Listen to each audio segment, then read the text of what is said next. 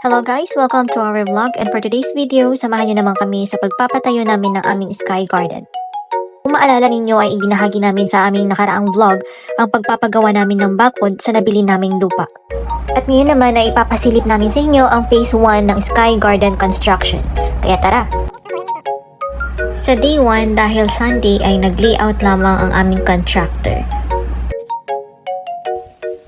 Sa day 2 naman ay sinimulan na nilang maghukay ng Poso Negro. Play na yan! Lala!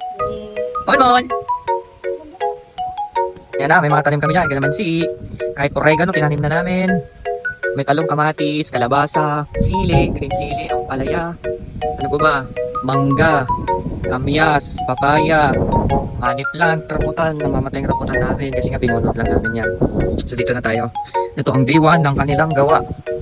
Yan, malalim na rin. Pero po yan, tatanggalin nila yan. Malalim na yan. Yan. Pa-square yan, hanggang doon pa yan. Doon, kakatanggal. Tanggalin yan. Matigas yung lupa, iba yung lupa niya, Habs. Oh, nahirapan sila. Pero ang kagandahan, basa pa rin. Basa.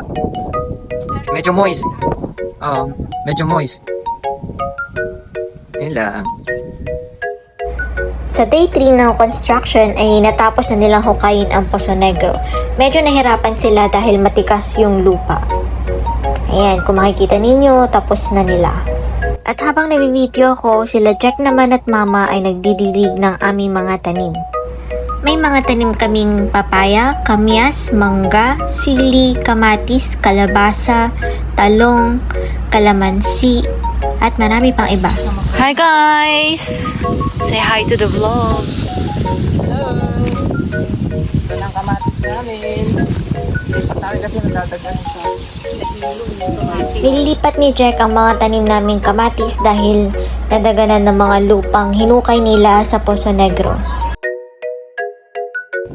Sa day 4 ng construction ay sinimulan na nila maghukay para sa cabin number 1. Araw-araw ay pumupunta kami rito para magdilig ng mga halaman namin. Kamyas, mangga, yung rambutan na namamatay na. At yun yung mga halaman. Kahit mainit, sige lang, dilig pa rin. Sa day 5 ng construction ay makikita ninyo naglalagay na sila ng hollow blocks sa Poso Negro. Nasemento na nila. Hindi na ng hollow blocks. Sa day 6 naman ay naabutan pa namin si Kuyang contractor na nagtatrabaho kahit mga 5:30 na yata yung mga oras na ito at wala na yung mga kasamahan niyang late. Nakalagay na sila ng poste. Poste na. Poste 1, poste 2. Malamang kilo garod day asin. Tapos, yan, yung Poso Negro. Tapos na, laki. Diyan matatambak yung pay ni Jack. Makwento ko lang kahit di nyo tinatanong aba yung vlog ko to, syempre ikwento ko kung anong gusto ko ikwento. Nung nakaraang buwan kala ko hindi na matutuloy ang construction ng Sky Garden dahil sa mga hindi inaasahang pangyayari sa farm. Kaya ngayon, hindi pa rin ako makapaniwala na heto na, ginagawa na at tuloy na ang construction ng aming Sky Garden. Kung may mga gusto magpatayo dyan ng bahay, CR, mga repair, yan, tawagin niya lang si Kuya Tomas. Maaasahan si Kuya Tomas kahit anong ipagawa mo, kaya niya yun. Walang mahirap sa kanya basta nasa budget. Noong una nga ay plano namin ni Jack na kubo na lang ang bilhin, kaya nag-canvas ako ng mga kubo at umaabot ng mga 180,000 to 200,000 yung gusto naming kubo, which is super pricey pero syempre mabilisan pagkabili, ayan na may deliver na. Pero sabi nga ng kuya ko, hindi pang matagalan ng kubo and yun nga may mga downside pag bumili ka ng kubo, pwedeng bukbukin at later on masira. Kaya sabi niya kung magpapatayo ka na rin lang, concrete na lang. Kaya thank you sa kuya ko na nasa Barin for that advice kasi sayang nga naman kung kubo at later on masira rin naman. And ito, pinapakita ko nga pala yung pagpapatayuan ng gazebo. Napagdesisyon na din pala namin magpatayo ng gazebo dahil napakahangin dito sa lugar na to and napaka-peaceful, ang sarap tumambay. Ang tanging maririnig mo lang ay huni ng hangin at yung mga ibon, kaya sobrang sarap kapag nandito ka, itiyak masarap ang tulog mo. Nabili namin itong lupa last year and may unang nakapagbakod and kami yung pangalawa yata kung hindi ako nagkakamali. Yung kapitbahay namin doon sa kabila na may pinatayo na rin kubo, sila yung nauna, and then yan may mga sumunod na rin na nagpatayo ng kanilang mga bakod. Ayan yung kapitbahay namin. Dito sa kabila wala pa pero nabili na rin yung lupa na yan dahil lahat ng lupa rito ay nabili na. And sabi nga pala nung developer, magpapalagay na raw ng grava para okay na yung daanan namin. Ayan, nakapagpakabit na rin pala kami ng nawasa kaya hindi na mahirap ang tubig rito. And kung di ako nagkakamali, umabot ng 16 to 17,000 ang nagastos namin sa pagpapakabit ng nawasa. Noong una, ang plano namin ay poso na lang ipagawa pero later on napag-isipan ni Jack na nawasa na lang dahil may hirapan daw akong magsalok ng tubig sa CR dahil hindi pa ako pwede magbuhat ng mabibigat.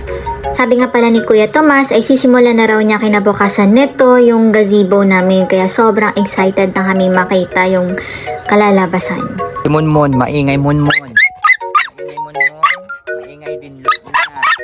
At that time, napagdesisyonan din namin magdala ng merienda at mag-picnic kasama yung aming dalawang batuta. Kaya yan, kumakain kami ngayon ng pansit. Si Mama katatapos lang daw kumain at busog pa siya kaya kami lang ni Jack ang kumakain. And si Kuya Tomas nga pala ay nakauwi na that time and pinamerienda rin namin siya by the way. Baka tanongin ninyo bakit kami lang at di namin inalok si Kuya Tomas. And nung pauwi na kami, biglang nawala ng gas yung tricycle namin. And buti na lang doon kami tumirik sa may tindahan at sakto may bumibili roon na nakamotor at inalok na bigyan kami ng gasolina niya. Kaya shoutout kay Kuya, thank you sa gas.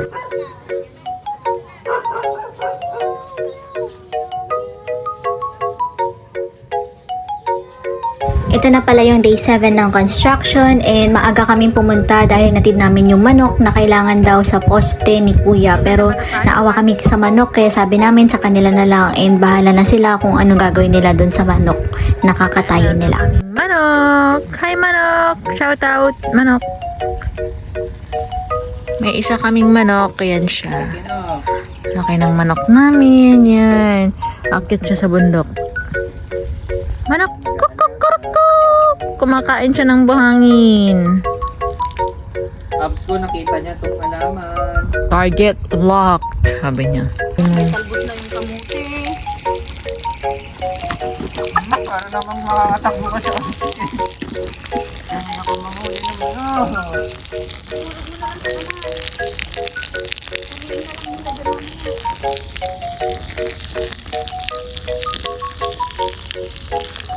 Kinahaponan ay bumalik kami para makita ko ano na yung natapos nila at ito nga ay nakapaglagay na sila ng hollow block sa cabin number 1. Bilis, okay na. Bilis nila. Nakapag-hollow block na sila guys. Wala pang 1 month na guys. Natatapos. Mga 1 week pa lang. 1 week pa lang. Oo. Yung pamangkin ko palang inutusan ko mag-video sa amin dahil tinulungan ko si Jack na maglagay ng lupa na itatabo niya doon sa may gate. Kaya pagpasensyahan niyo na kung medyo magalaw ang kanyang pag-video.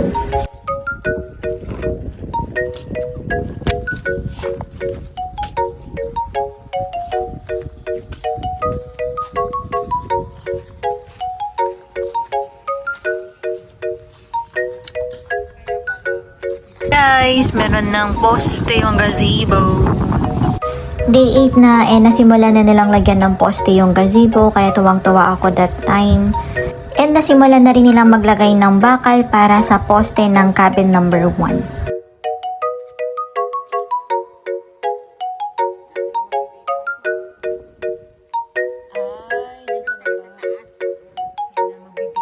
Naka-prepare na rin pala yung sabiga and tignan nyo kung gaano katibay yung room na yan kahit maliit meron pa rin siyang biga.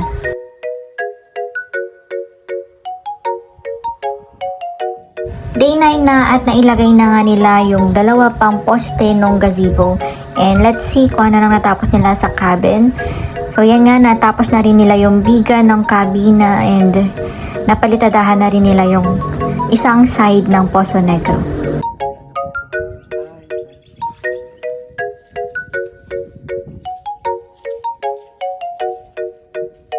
Bakal sa ibaba.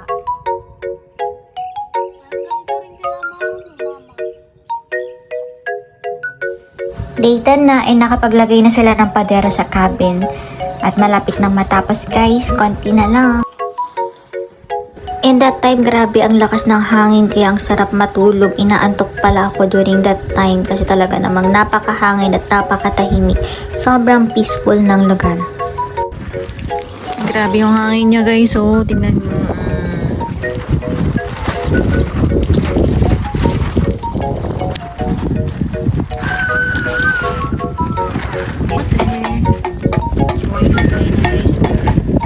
Dami ng dami.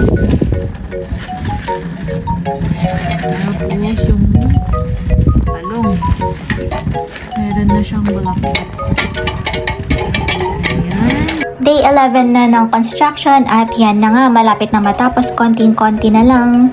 Ito na lang muna for today's vlog. Abangan na lang sa susunod naming video yung update sa aming Sky Garden. And God bless everyone. Have a good day. Spread love, not hate. Mabush!